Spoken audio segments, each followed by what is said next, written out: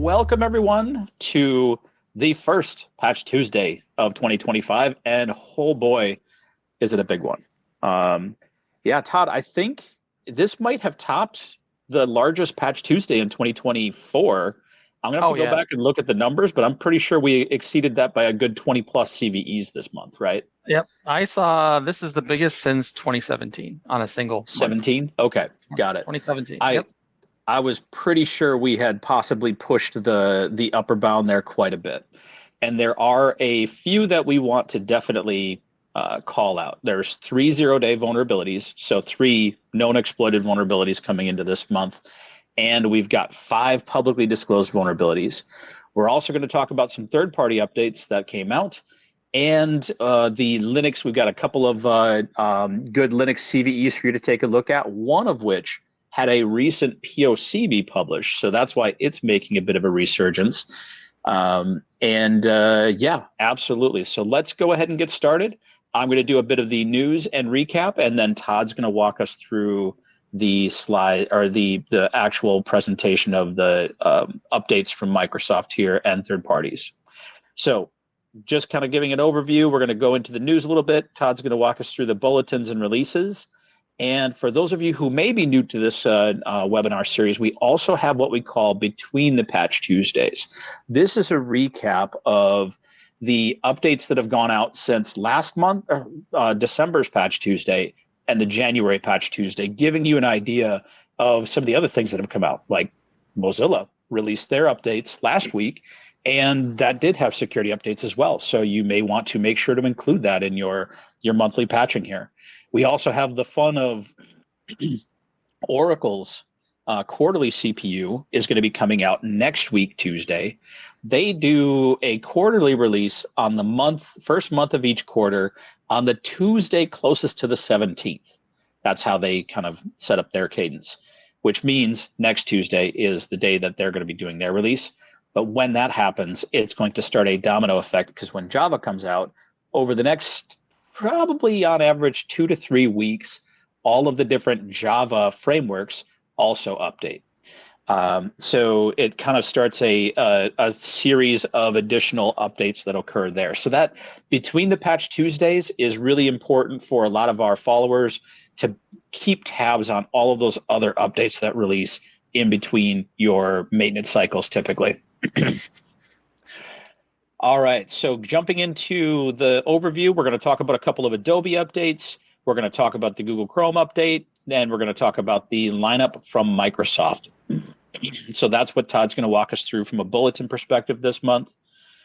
And the news lineup we've got for you today, I went and pulled a good assortment of kind of noteworthy news articles here. We've got a couple just kind of covering Patch Tuesday. I'm going to go into the details about those, so I'm not going to jump into too much on those specific articles, but we will touch on an Apple bug that was resolved not too long ago that is definitely something security-wise you want to make sure you've got plugged. We've got some interesting news on the Microsoft side, Copilot being used by some threat actors that I think is good from a visibility perspective. It keeps people real and honest with themselves about the risks of using AI, but also showing the diligence that vendors need to have in cracking down on AI, usage of their AI solutions. So just kind of 2 sides of the coin there. It's a good example of if you're implementing AI in your solutions, whether it's for internal company use or as a vendor, those are things that you also need to keep in mind. There is a ransomware attack happening on the Amazon side that I'll talk about here a little bit. That one's more of a configuration-wise and security practice-wise, some things to be aware of, because they are going after your S3 buckets, and it basically is really, really hard to recover from it without paying them if it does get compromised and encrypted, because of the nature of how that encryption occurs. Like Amazon's not going to be there to just bail you out by decrypting it, because they can't. If it gets encrypted by the threat actor's key in that case, it's not easy to recover from. And then the last is we're going to talk about some recent ransomware developed using AI as well. Again, just showing the dangers of as well as the benefits of AI.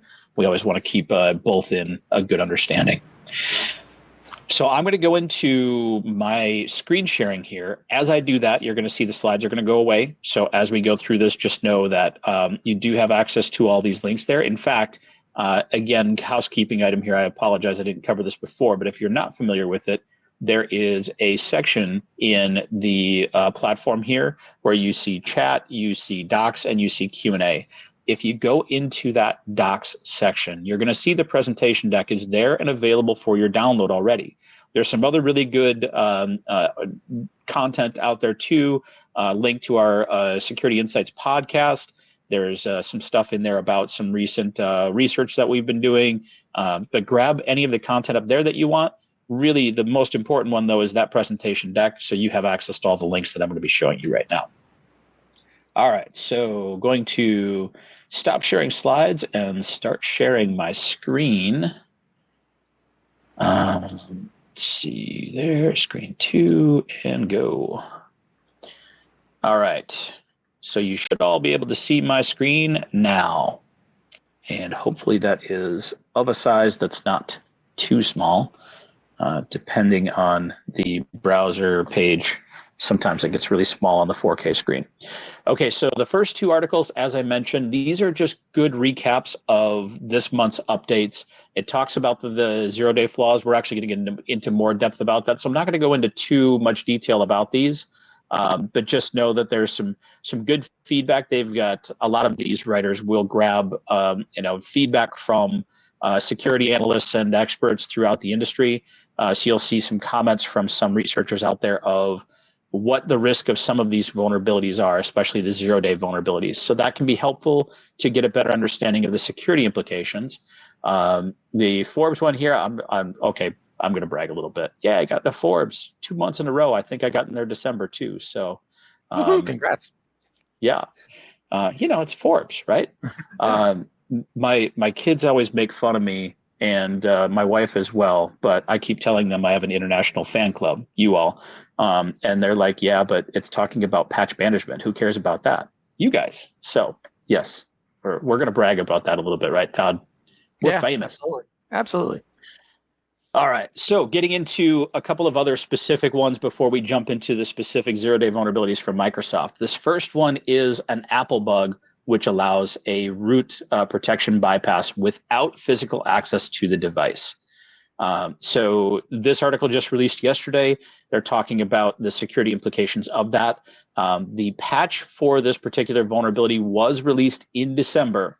Just want to make sure that, top of mind, there are some compromises of this, and security researchers are talking about how to detect if this bug has been exploited. So that might be some information that you want to grab. More importantly, just kind of a heads up, double check and make sure that your Apple updates all got applied through December and that you're good to go there, because this one is one that is cropping up more. There's been some active exploitation and researchers looking for ways to detect if that bypass has occurred. So that's just a friendly reminder to go and make sure your Mac OS devices are up to date. The next article here, this is the one that Microsoft has been cracking down on some malicious Copilot AI use. What Microsoft found is a threat actor has been using Copilot and trying to go and grab people's credentials by doing that. So this article talks a little bit about that, and the lawsuit that Microsoft is filing there. The message they're sending is a kind of a zero tolerance. If you abuse things through Copilot, we will come down on you in any way possible legally. So they're being serious about that. But Microsoft is also looking for those behaviors and revoking access to and putting in additional safeguards to mitigate that. So props to Microsoft and the Copilot AI team. They're being proactive about this and spotting that kind of abusive behavior. But again, just to call out for organizations, as you're implementing AI technologies within your organization, you want to make sure to look into some of these safe usage kind of guidelines and other things that are out there. It's been developing over the course of last year, especially, but a lot of organizations are trying to make sure that they've implemented things in a way where they're keeping things as safe as possible.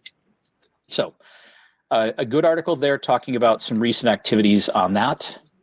The Amazon article is talking about a new wave of ransomware attacks that are targeting your Amazon Web Services S3 buckets. They've confirmed that there have been successful targeted attacks there, encrypting people's S3 buckets. The threat actor in this case, the ransomware threat actor, is Codefinger. Sounds like a Bond villain name, doesn't it? But the ransomware itself, it talks a little bit about what their approach is. And it's particularly dangerous because of the SSEC design. But basically, the attacker then is going to encrypt that S3 bucket with their own key, and you will not be able to decrypt that without the attacker's key because of the nature of how strongly secure this infrastructure is. Well, that means that if somebody were to get access to the right information, they could encrypt your S3 bucket, and then it will be kind of a pay or figure out how to recover from the lack of access to that. So the article talks a little bit about if you do get impacted by this, it's not a new approach. It is just traditional ransomware, but the nature of where they're attacking and how they're doing it is making it a little bit more difficult to recover from than your average ransomware attack within like on-prem infrastructure. So the attack integrates directly with AWS's secure encryption infrastructure, and once encrypted, that recovery is impossible without that attacker's key. So that's the crux here, is there won't be any potential way to get out of this without that attacker's key in this case. They do have to jump through some hoops to get to this point, though. They're not able to exploit any AWS vulnerability to do this. So there isn't an S3 bucket vulnerability here where they can just come in and do it willy-nilly all on their own and exploit it in some way where you need to update or change configuration. Instead, they are having to rely on some age-old tactics of talking to that AWS customer's account, getting their credentials, in some way, shape, or form. So some skullduggery, some attempts to social engineer their way into getting the information they would need to do this. So your people who are responsible for those buckets, anybody who would have access to the account credentials for that, some additional security awareness around this will be important. Again, most times they're going to try to come in as what looks like a legitimate request, saying, "Hey, I need access to this. Can you get me access so that I can go in and do whatever they're masquerading as?" So you need to just make sure that you've educated the teams responsible for that type of infrastructure, that they could be the target of some very pointed social engineering to try to gain access to that AWS information. So more of a be aware, this is a target. It's something that we need to be diligent about from a social engineering perspective. And it's, there's just the nature of the beast is we're humans are fallible in that way. We can be, socially engineered. Even the most diligent of people can lose, sight of that security risk in the moment where they get a legitimate request from somebody they think is real, but it's pretty easy to spoof people nowadays. So, and I think this was the last in the news lineup here. Yes, emerging FunkSec ransomware developed using AI. So there is and this is kind of just more of the, AI, how it's being used and what we need to worry about. So a ransomware as a service threat actor is definitely showing signs that they've been using AI to improve their overall experience in their ransomware attacks. So this article talks a little bit about the approach, the signs that they're seeing, the way that code's being commented on, even down to that is showing that this particular RAS threat actor is definitely using AI to up their game. So from what researchers say, the skill set of this threat actor is probably moderate, not like top notch. They're not like best in the ransomware threat actor groups. But with the use of AI, they've definitely upped their game.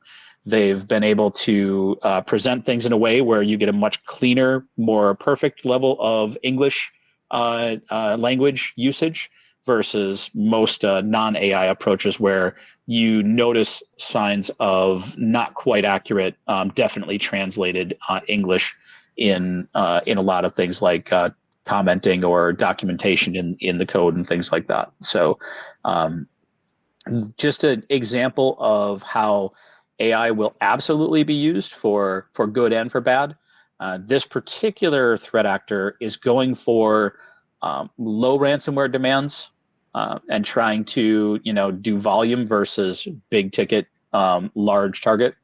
But definitely they're making they're gaining visibility in the threat actor ecosystem out there. A lot of targeting of India and US aligned targets, and they are doing some hacktivism on the side. The kind of Free Palestine movement is what they're doing. They believe that they're doing some of that hacktivism mostly to get their name out there more as a credible threat actor. These guys got to make themselves known so they can kick their business into full gear, right? So that's the latest in news around the globe from a cybersecurity perspective.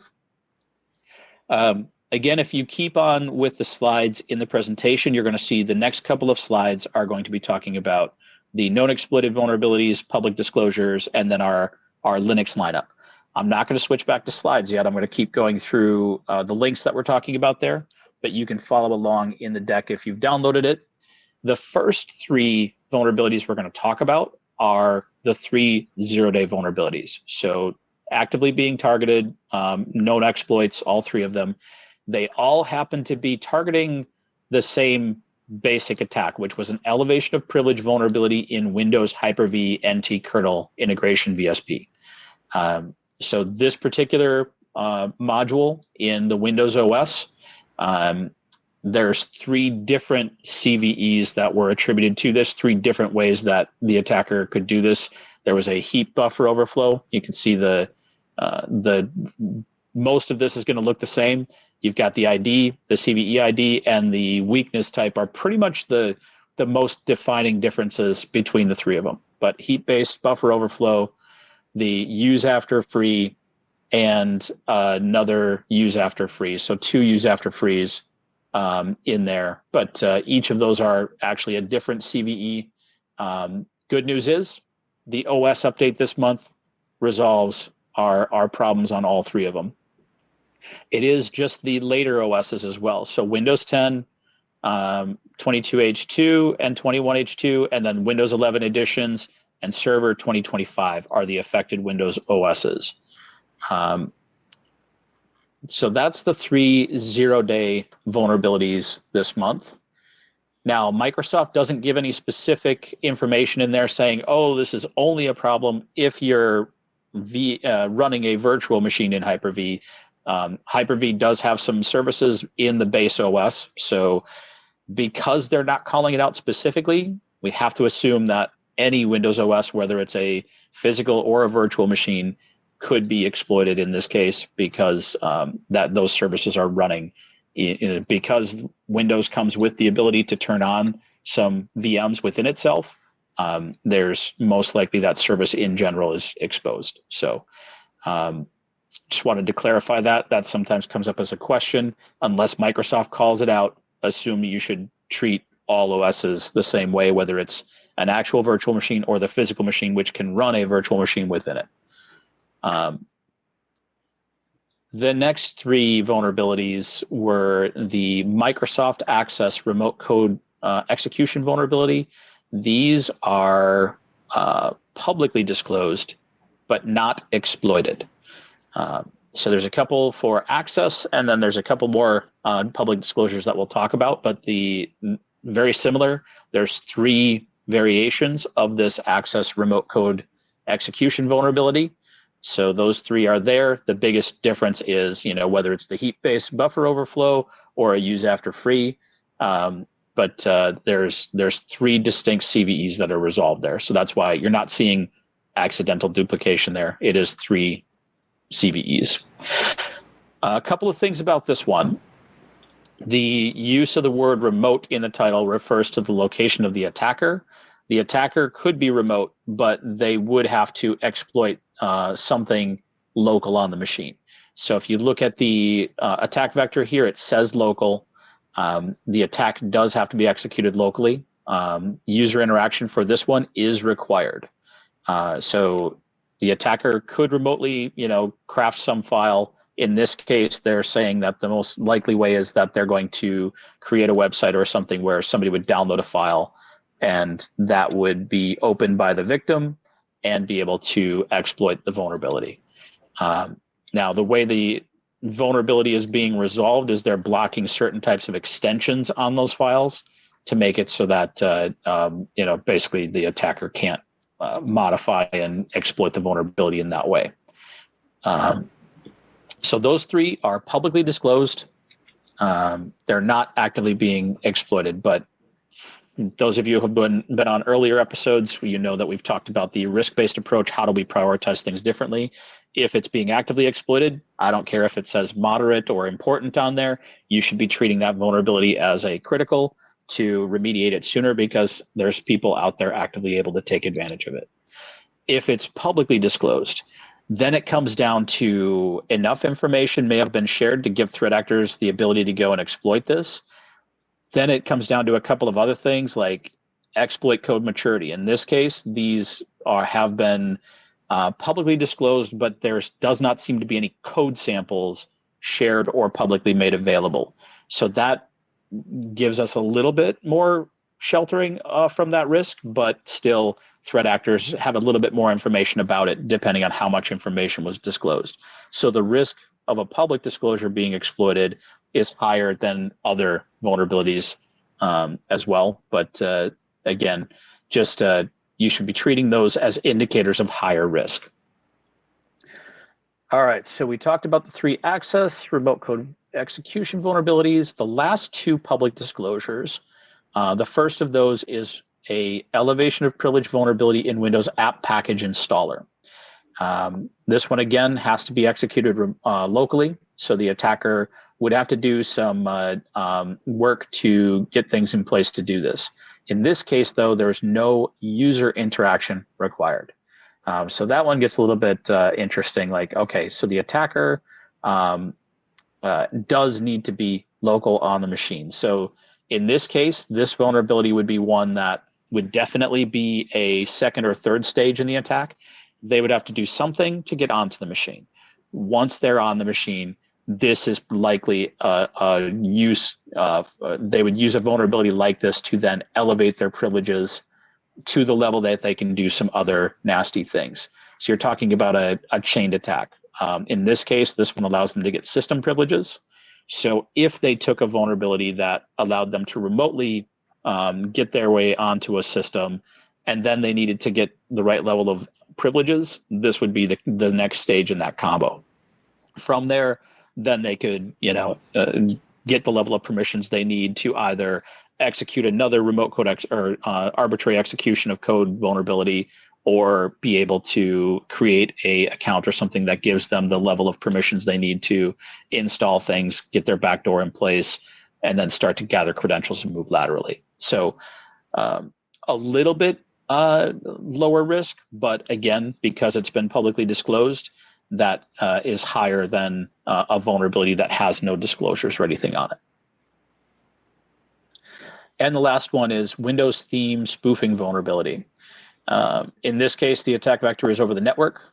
Again, does not look like there's been any code that has been shared around this, so the code maturity is unproven, but it gives a little bit of details around mitigations there. if your organization has disabled NTLM, this would be a vulnerability you would be mitigated against. It's not able to be exploited unless you're running NTLM. So unless you've got NTLM on, it shelters you from that.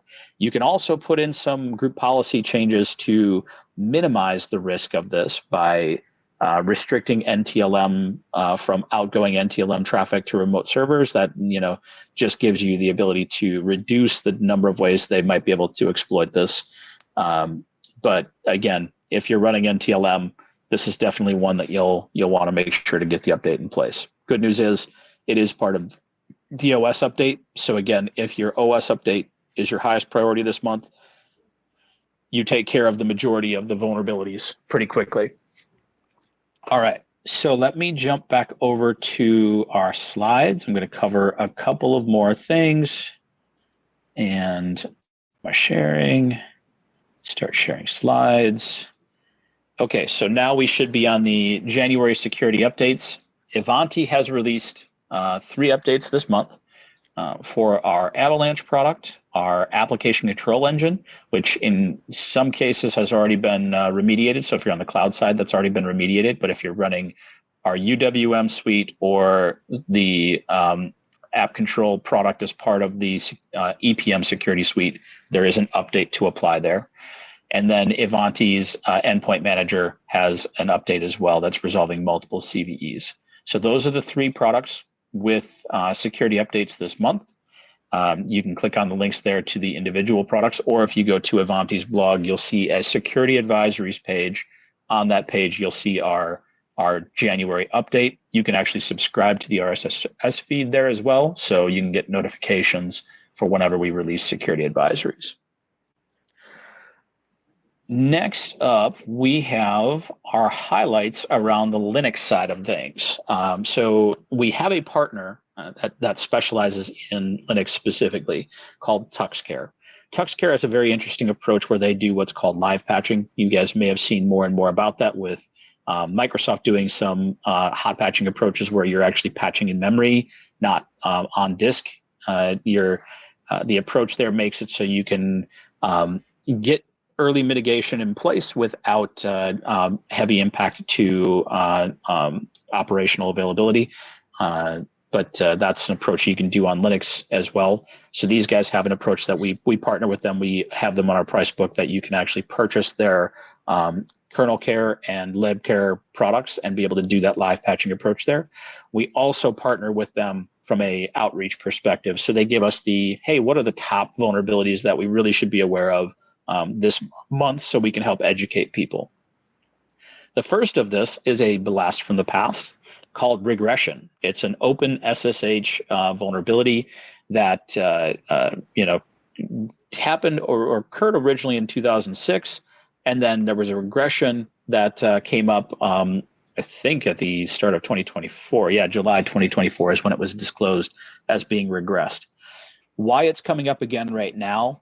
On January 6th, I believe. Well, the news article went on January 6th, but don't know exactly the date of when it released, but somebody did release a POC of how to exploit this. So this is more of a, guys, it's definitely real, and somebody's now released a POC for it. So make sure you're up to the latest for SSH. So if you see in there the mitigations, their call out there is to update your open SSH version to 9.8 or later, and or adjust the login grace time setting in the SSH configuration to 0. So you should be doing one of those 2 things as soon as possible to make sure that you stay ahead of any threat actor behaviors, since we now have working POC code out in the wild. Next is CVE 2025-21335. This is a vulnerability in PHP. It's got a 9.8 CVSS score, so a much higher CVSS score. That's one of the main reasons to be concerned about this one. The mitigation here is to upgrade to the patched versions of PHP that are listed below. So there's a few different versions that you can get to that do have the patch in place depending on which branch you're on. If immediate upgrade is not possible, consider implementing additional input validation to sanitize for inputs in LDAP to the LDAP escape function. So those are the options there for remediation. This one most recently did make it on its way into some of the CISA CSA advisory lists. So it's definitely one that the powers that be around the globe are concerned about. So those of you following frameworks like CSA, the SingCert released one in November, putting this onto that list as well. So it's definitely one that has a high enough concern that you want to make sure you've got that in place. One thing that we often see in the Linux side is there's a staggering release process there. A vulnerability could be released and it slowly works its way through more of the mainstream enterprise editions, and then the Linux flavors that don't have as big of a following, like obviously Red Hat Oracle is pushing, and Oracle Linux are being pushed by Red Hat, so they're going to be one of the more responsive from a security approach. Some other vendors and flavors they'll wait on the community to contribute to it to resolve some of these things. So it can take some time, and even if we see the CVE was out at the very beginning of 2024, some products may not have updated it, or flavors of Linux may not have updated it until much later. So this is just make sure to go back, check those latest PHP editions, and make sure that you're up to date there. The last vulnerability from the Linux side this month is CVE 2023, so really goes way back, 3961. The update here that just released on January 6th was Samba 4.21.3. That available version does have the fix in there, so make sure to get up to the latest version of Samba to protect against that one. All right, that wraps up our recaps there. From a servicing stack update perspective, there were servicing stack updates for several OSs this month, so be aware that you'd have SSUs to keep an eye on there. And there were several developer components that did get updated. So .NET 8, 9, and Visual Studio Editions 2017, 2019, and 2022 did get security updates this month. Nothing on the Windows lifecycle front this month to be concerned about, so we're good there. Same with the LTSC. And for those of you who may not be aware, we do have the ability to subscribe to our content stream. So depending on which products or components of our patching technologies you use, you could subscribe and get content notifications that will give you up-to-date information every time we release new content, which is multiple times per week. On that note, Todd, all set for you if you want to take it away. All right, sounds good, Chris. Thanks, everyone. Moving into the releases that we had here, let's talk about the third-party stuff first. There was an update for several Adobe patches. We will be covering and adding, well, let me back up. In the past, we've primarily been focusing on, Acrobat Reader and Acrobat Reader, but we're slowly adding more of the Adobe Creative Cloud into our content catalog, which is great. So we're going to start adding those here as they're released on the Patch Tuesdays. And this is kind of just a start, and you'll see later in my Between the Patch Tuesdays a whole bunch of updates that came out that we released in the last month as well. But starting here, we had an update for Adobe Photoshop. It was rated as critical, fixed 2 vulnerabilities, which are also both rated critical. So make sure you keep Photoshop up to date. Currently, these updates are for 2024 and Photoshop 2025. Also, an update for security update for Adobe Animate, those of you that are using the animation program. One vulnerability in this case, 21.135. That vulnerability was also rated critical. So you can click on the links in here and go read about them specifically on the Adobe website, these particular security bulletins that were released. As usual, we see our weekly Chrome update coming out. It dropped about 4 p.m. Central US time yesterday. 13 vulnerabilities were listed. They actually said they had 16 security updates in it, but only 13 of the vulnerabilities were listed. 5 of those were rated high. So overall, we gave it a critical rating. So you definitely want to keep your browser up to date. A list of all those vulnerabilities. None are reported exploited at this point, but kind of be aware they had a large update on the security side for Google Chrome yesterday. Moving into the Windows updates, as Chris said earlier, and we were chatting, this is pretty much the largest update we've seen in a single month since 2017. They fixed 130 vulnerabilities in both Windows 11, and you'll see on the Windows 10 slide in a second. So large number addressed there. On the Windows 11 side, there are basically 2 KBs that cover all the currently available operating systems. The 22H2 and the 23H2 are lumped together under that bulletin 505.0021, and the 24H2 and the server 2025 are lumped together under the 505.00009 KB. Definitely should take a look at those because you'll see there's some issues that have been listed for both. Again, I highlighted in red here the important vulnerabilities you need to be aware of, the ones that are known exploited, as Chris talked about earlier, as well as the, in this case, only 2 of the 5 apply in the operating system itself, 21.275 and 21.308, which were publicly disclosed. Let's get into some of the known issues. The first one we've seen for a while now. It's been around since basically October of last year. It's an issue with OpenSSH services not starting up properly when you do the update. They do give you a workaround. They're still working on this one. Hopefully they get it resolved pretty soon. The second one was just introduced this month, and you're actually going to see this across almost every one of the Windows operating system updates. There is an issue with regarding Citrix. Their SRA, which I listed down below there, is their session recording agent, is causing an issue upon reboot. When the system attempts to reboot, the actual update will roll back on the system. So you'll see a rollback to the previous version. It looks like it's working properly, gets through most of the updates, and then it'll roll back. Apparently, it doesn't affect every system from what I've read on this particular issue. It's kind of an edge case. It does not affect any of the home versions of Windows, which is interesting. It's primarily the enterprise version and server 2025 as well. So be aware of this one. You'll see this one across all the updates here. And we've seen this other one. This has to be with this Roblox program. It's been around basically since the release of 24H2.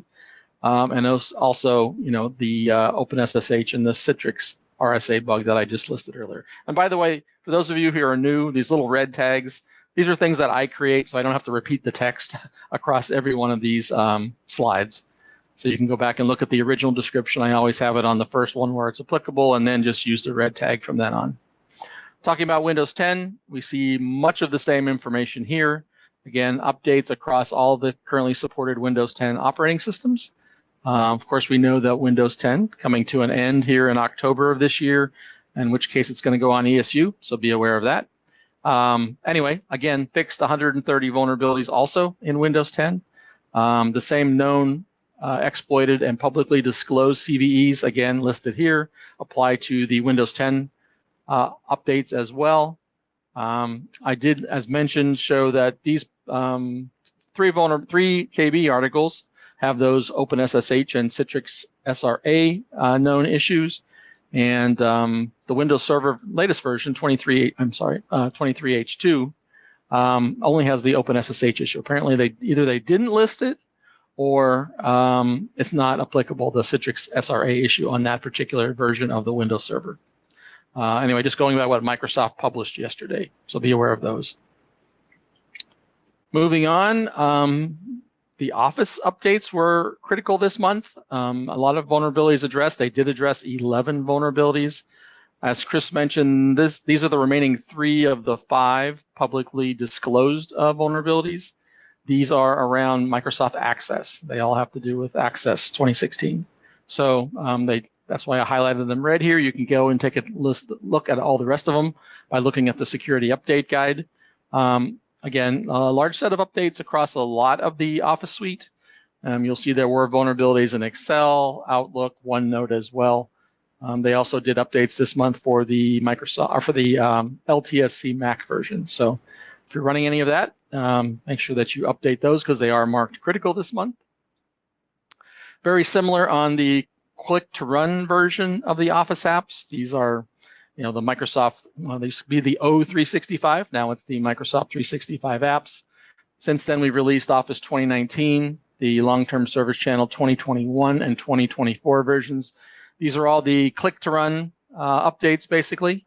Again, 2 known vulnerabilities addressed. The impact of 2 known impacts: remote code execution and security feature bypass, which is the reason for upgrading these to the critical rating this month. So again, normally the Office apps are generally important. We don't see critical very often, but this month, make sure that you include these into your early deployment passes as part of your updates. We did see a small update. This one just important for SharePoint Server this month. Addressed just 3 vulnerabilities, none of which are known, exploited, or publicly disclosed. Microsoft continues to support 3 versions, basically, of SharePoint Server. There's the Subscription Edition, the Enterprise 2016, and the Server 2019 version. So those 3 are continuing to get regular updates. We see them every month. And this month, we did see, for the first time in a couple of months, a security update for the .NET framework. Again, the older versions of what's basically managed. .NET is managed today on the developer side. So you'll see .NET 8.0 and .NET 9.0 being supported. The frameworks are still under extended support here.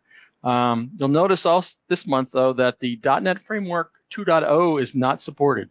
So these updates are only for 3.5 through 4.8.1. So a little change from what we've seen in the past. They've been kind of dragging along the 2.0 Service Pack 2 version of .NET Framework, but this month the updates apply only to the now supported versions 3.5 through 4.8.1.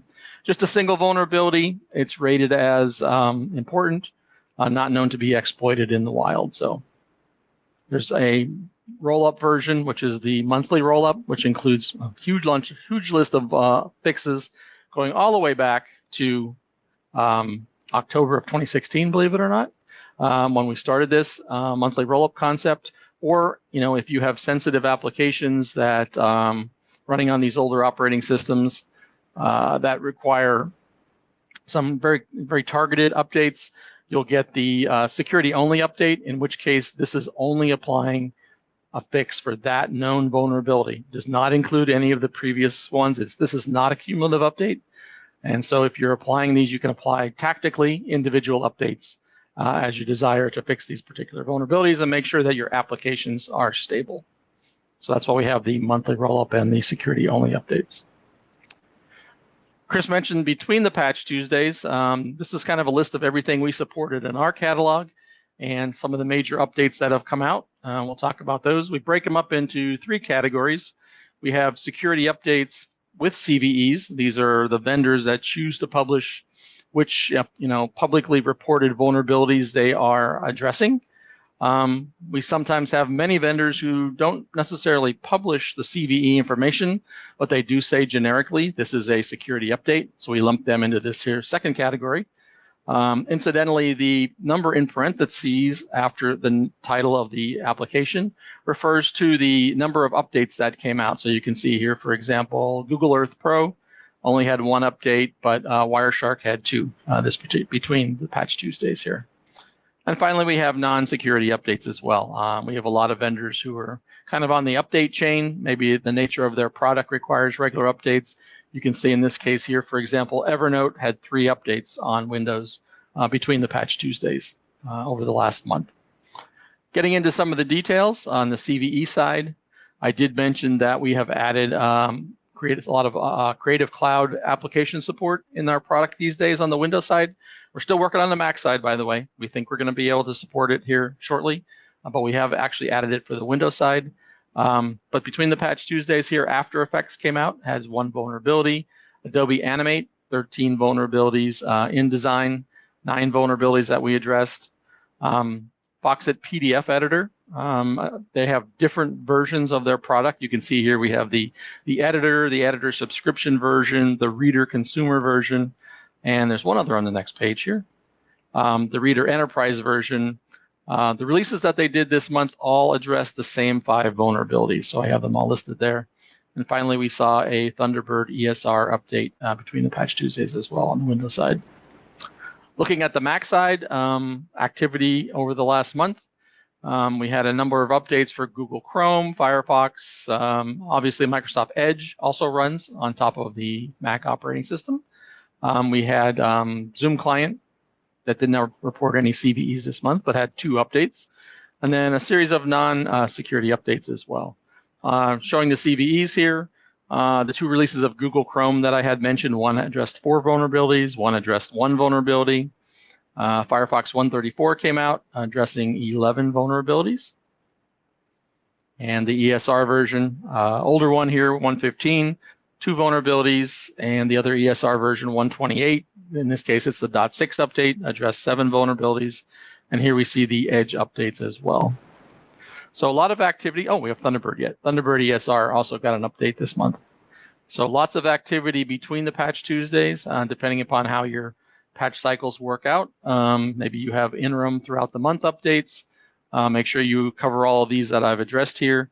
Didn't really talk about the ratings of all these, whether they're critical or not, but obviously you want to make sure that you include the latest security updates as part of your patch cycle, whether you roll them up into your monthly cycle or you have interim updates throughout the month as well, just to make sure that they're covered.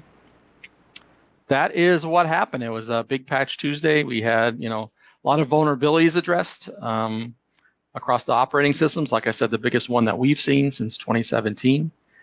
So lots of activity. Yeah. Chris, how are we doing on the question side? We are doing pretty good. Let's see. I'm trying to get a couple of answers for people on a few things. I would say that Jesse had the comment of, will 2008 ever go away? Yeah. It's close, but from what we've discovered, regular ESU is done. The 3 years are out. The only ones remaining, you have to be in the super secret club of people who are allowed to get access to the ESU still. A lot of that is down to critical infrastructure and other areas where Server 2008 is still very prevalent, and the need to keep security updates was extremely urgent. So Microsoft did cave and do that. I don't expect them to continue doing that, but that definitely happened for 2008. So we'll see how it continues for Server 2012 and Windows 10 when it reaches its end of life in October. So do keep up on that and try to get off of those platforms, because Microsoft has been pretty diligent about 3 years of ESU and then cut off. 2008 is a bit of an oddity here from that perspective for sure. There were a couple of questions about the Ivanti updates this month. Clarifying point for the AC engine. If you are running Ivanti security controls or endpoint manager, but are not using the app control module, then you are not vulnerable to that. You don't have to worry about the update. So the way that works is if you're using the AC module, you would have to have a license key that enables it, and then you can deploy the engine where the vulnerability is. If you're not licensed for it, it would not even be allowed to be deployed. So that code is not in your environment. Endpoint manager, very similarly, if you were on the not the old version of the app control, but the newer app control edition, you would actually download and install the app control console with an EPM, and that is where you would then have to worry about that. So if you're not in one of those 2 scenarios, you don't need to worry about the AC vulnerability there. EPM, there was another question about that. Is it a server side only, or do I need to update the client as well? It looks like I might have an answer for you here. Let me read and digest this for a second to make sure I got this right. The update is for the EPM core and remote console. So the client side does not look like it's required to resolve the security vulnerabilities there. And I know that's always a concern of how fast can you get this out if it's server side only. That makes it so you can get things in place without having to go through as much rigor to get everything rolled out. So it looks like client side is not required. Core console and remote console definitely need to be updated to resolve that. I have also mentioned that to our docs team there. So we're going to try to get in the habit of putting server side only or server and client side into those advisories to help make sure people understand that. So I've asked we actually have a console that helps to drive any Patch Tuesday releases as part of our advisories. I've given them that feedback to see if we can get more diligent about clarifying that. Let's see. I think Chris, there was one other. Go ahead. One thing I could comment on really quick, and this question came up about whether the S3 buckets are backed up and how do you manage backups. Oh yeah, that was a good one. Yep, go ahead. Because I wasn't familiar with that, so I took a quick look at it while you were presenting there, and it turns out that yes, obviously Amazon does offer backup services. They are not turned on by default, is what I read. You have to actually go in and set up a policy as to how you would like to do your backups and things like that. There's also a audit service you can also leverage on top of that to kind of keep track of what's happening with regards to your backup. So there's multiple features, but you need to enable them. Now, whether they're I didn't see whether there's an added subscription price or how that works. I would think that probably on backups there's probably an added cost because it said you can back up to 35 days worth of data. So you can imagine how big that would be for some people. Yeah, it looks like Jesse commented back that there is a cost to that. So yeah, okay, good. There is an option, but there is a cost, right? Yeah. Yeah. So anyway, they're not enabled by default though, is what I read. So definitely something you might want to look into if you're a big user of the S3 buckets. Yeah. Charles just shared a link. For those of you who might be running any of the Office apps on Server 2016, looks like there was an update today saying that classic Outlook and Microsoft 365 applications could be crashing on Windows Server 2016. So if you are using Office Suite on 2016 for looking at documentation or other purposes like that, there is a chance the latest updates might be causing that to crash. So be aware of that. There are a couple other questions around if things were causing crashes or system issues. Trying to see if there's any news out there for any of those. None that we've seen so far, but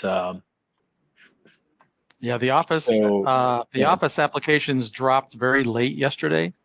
So we haven't actually we didn't release the content for those yesterday, and they were working on wrapping those up this morning when we had our stand up. So that content should be coming out soon. Yeah. There was a question from Tracy. Is anybody else having LDAP issues on Windows servers after patching CVE 2024-49112? Let's go back and.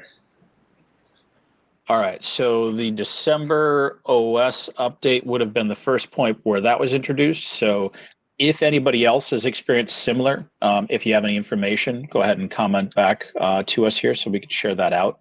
Tracy, I don't know of any specifics around that, but doesn't rule out the possibility of some edge cases that some people might be running into. So we'll see if anybody else has anything there. Oh, Reddit link that they found. Critical LDAP vulnerability and LDAP nightmare exploit. Looks like there's some people reporting issues in there. SSPR is what they're talking about. Yeah, I don't know of more widespread issues, but it definitely looks like there's some pockets of issues occurring there. Yeah, it's hard to say on some of those, Tracy. I apologize. We don't have much more information for you than what you've already found. Let's see. Yep, Casey had also responded back saying they had put in a ticket and got a response back from support already saying that EPM's update, only the core is required. So good confirmation. Thank you, Casey. And again, like I said, I'll push on the teams to get more clarity into our documentation on that so you know at a glance from the advisory if it's server side only or if it requires client as well. That's always good to know. Rob had a question for EPM when SU1's release was going to be coming out. Apologies on that one, Rob. We did have a steady stream of researchers throwing fun stuff at us. So I do know we just had a conversation yesterday about getting some critical items, some break fix stuff in place. And then SU1 is back to top of the priority list again. So as soon as we possibly can, but I can't give you a firm date on that right now. But yes, we're we're looking like we're unburied from the activities that we had been seeing. We had a lot of really good feedback from the Zero Day Initiative and HackerOne. Some really good researcher finds out there that we wanted to get resolved. So that's what you'd been seeing here in the latest couple releases. But yes, we are digging back in and focusing on a couple of break fix items first, and then we'll be getting back into SU1 release. So working diligently to get back to that.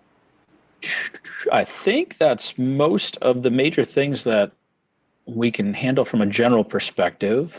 Any other broader questions? Ending on a fun note, there were a couple of comments on our pictures out there to the left of the slides. Right. And the answer is Chris and I actually have the same amount of hair, but it is a little grayer. I will say that. Yes. My beard looks about the same. It's pretty white in there, white and gray. Yeah, but getting more gray on top too now. One thing that I'll close on, and this is a call out to all of you. We do appreciate you all following us. I just wanted to share a couple of high level stats from last year. So especially because of our regular attendee followers, we had over 80,000 registrants for our Patch Tuesday webinar series in 2024, and over 9,000, almost 9,500 active live participants in the 12 webinars that we did last year. So a huge thank you to everybody for following. I know there were a couple of comments out there, but we will absolutely keep doing this when you guys keep jumping on here. So as long as it's valuable, we're going to keep pushing for this to be an active activity here at Ivanti. So a special thank you from myself, Todd, and we do have a large team of people that help to pull everything together. It's over a dozen people that, depending on availability and everything, that support us from different teams across the company. So a special thanks to all of them as well for making it so that we can keep on delivering this type of content for you all. So thank you all, and we're looking forward to a great 2025. An interesting kickoff to that, a high point for, in the past, 7 years? Highlight or a high point for a number of vulnerabilities resolved. So it's definitely kicking off 2025 in an interesting way. But thank you all, and we're looking forward to talking to you again next month. Thanks, everybody. See ya.